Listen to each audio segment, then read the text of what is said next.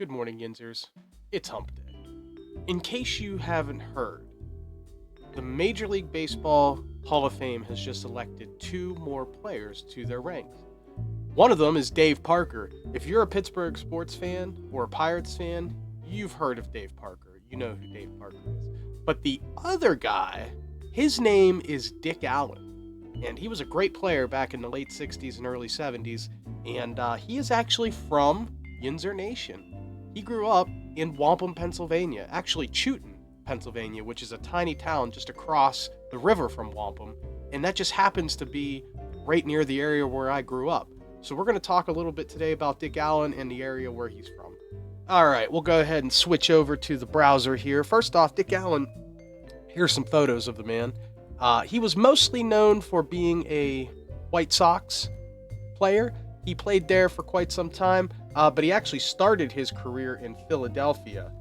In fact, I whipped out my giant baseball knowledge book and looked up some facts about the guy.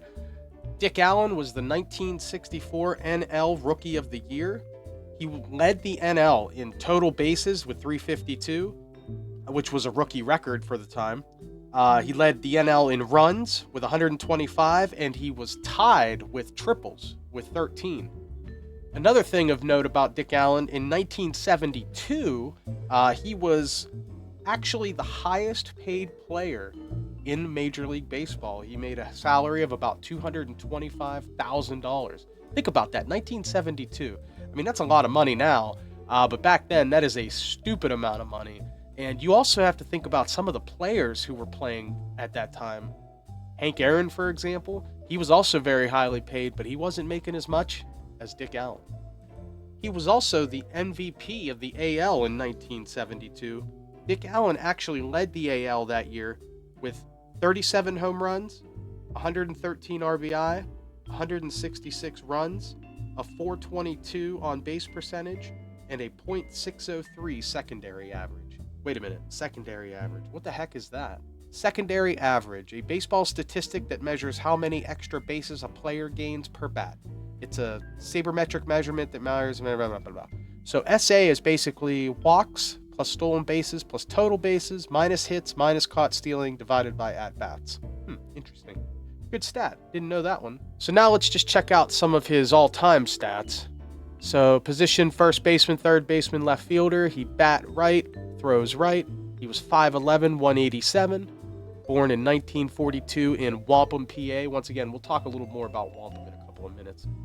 And he died in 2020 also in Wampum. And he's actually buried in Wampum. That's crazy. I might have to go out there and take a look at his grave. I'll have to check that out. For his career, his wins above replacement, 58.7 at bats. He had 6,332. He had 1,848 hits, 351 home runs, and a .292 batting average. 1,099 runs, 1,119 RBI, and 133 stolen bases. His career on-base percentage of .378 plus his career slugging of .534 gives him a very good, impressive OPS of .912. And that's awesome. You know what? That's a great career, and certainly are numbers deserving of the Hall of Fame. So we'll just go over to the Wikipedia page and check out some info. Early life, he was born in Wampum, PA, and was one of 9 children. He grew up in Chewton, PA, which is a small village just outside Wampum. He attended Wampum High School along with his brothers Hank and Ron. Funny to hear that. Wampum High School. Wampum is such a tiny town. It kind of blows my mind that it had a high school at one time. In fact, I know for a fact that the building that the high school used to be in is still there, but I believe it's an apartment building now. Dick was scouted by the Philly scout Jack Ogden, who convinced the team to sign Allen in 1960 for a $70,000 bonus. $70,000 in 1960. Hold on, let's check and see what that works out to. So that $70,000 in 1960 turns out to be $746,502.70. He made $750,000 his rookie season in today's money. Back over to the Wikipedia article. Phillies. Allen faced racial harassment while playing to the Phillies minor league affiliate in Little Rock. Residents sent death threats to Allen, the local team's first black player. He was actually the first black player in all of Arkansas, I do believe I read somewhere else. His first full season in the majors in 1964 ranks amongst the greatest rookie seasons ever. While playing for Philadelphia, Allen appeared on several all-star teams, including the 1965-67 teams. In the latter of these 3 games, he hit a home run off of Dean Chance, and he led the league in slugging at .632, OPS 1027, and extra base hits 75 in 1966. Impressive numbers. Non-baseball incidents soon marred Allen's Philadelphia career. In July of '65, he got into a fist fight with fellow Philly Frank Thomas. According to 2 teammates who witnessed the fight, Thomas swung a bat at Allen, hitting him in the shoulder. By the way, it is not the Frank Thomas you're thinking of, the big hurt. Not that guy. Completely different Frank Thomas. Some Philly fans, known for being tough on hometown players, even in the best of times, understatement of the year, exasperated Allen's problems. Initially, the abuse was verbal, with obscenities and racial epithets. Eventually, Allen was greeted with showers of fruit, ice, refuse, and even flashlight batteries as he took the field. He began wearing his batting helmet when playing position on the field, which gave rise to another nickname, Crash Helmet, eventually shortened to Crash. Allen finally had enough and demanded the Phillies trade him. They sent him to the Cardinals in a trade before the '70 season. Allen was acquired by the White Sox from the Dodgers for Tommy John and Steve Hunt at the winter meetings in December 2nd, 1971. Allen's feats during his years with the White Sox, particularly in that MVP season of 1972, are spoken of reverently by Southside fans who credit him with saving the franchise for Chicago.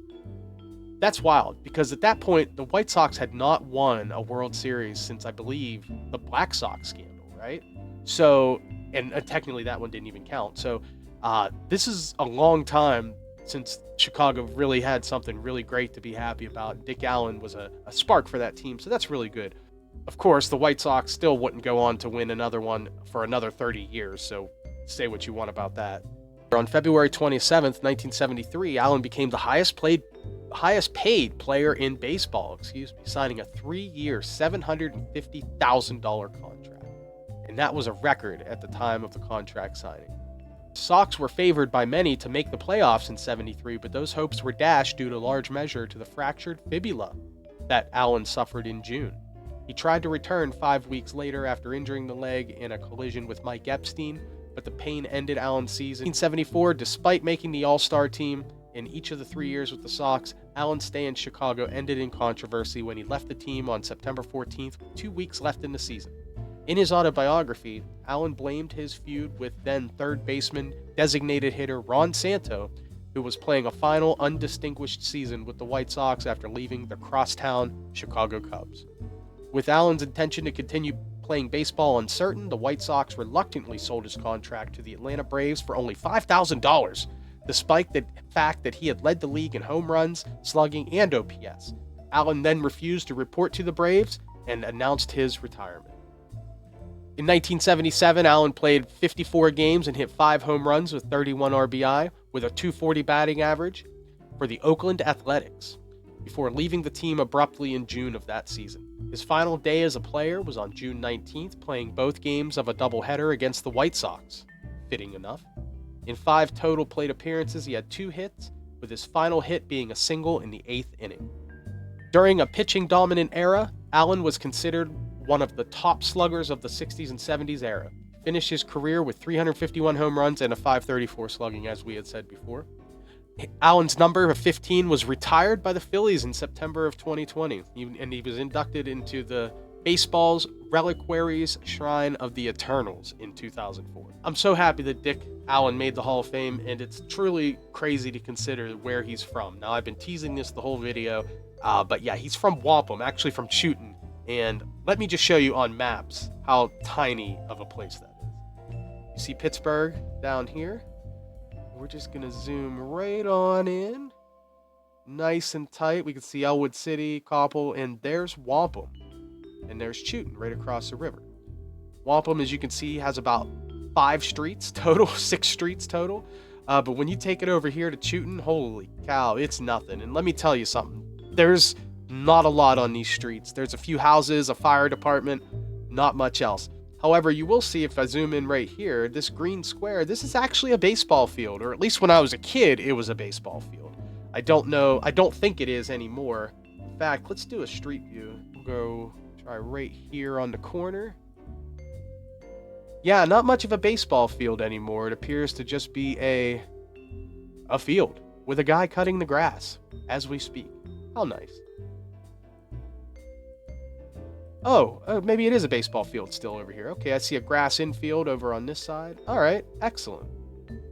It makes you wonder. I wonder if Dick Allen played on this very field when he was a child. I kind of hope he did, because that's really cool, because myself, I have played on that field when I was a child. So that would be really neat. And I didn't know that. I never knew that. I knew Dick Allen was from Waupun. It never really clicked with me that he was such a great player, and that that he could have possibly played on that field. That's so cool.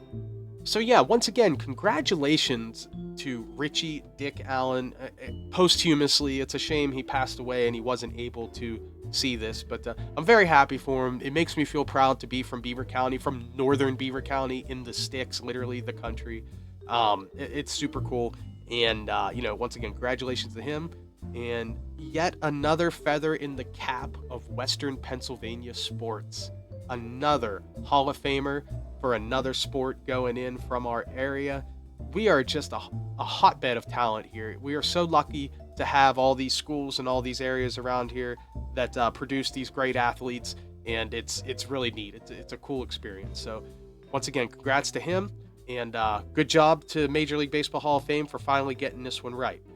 If you like this content, if you're into the Steelers especially, please check out the rest of this channel. We are the Two Dumb Yinzers. We have a podcast that runs every day, Monday through Friday, around 11 a.m. Runs live, so please get in, jump on the board, tell us your thoughts. Other than that, have a great day, and we'll talk to you next week.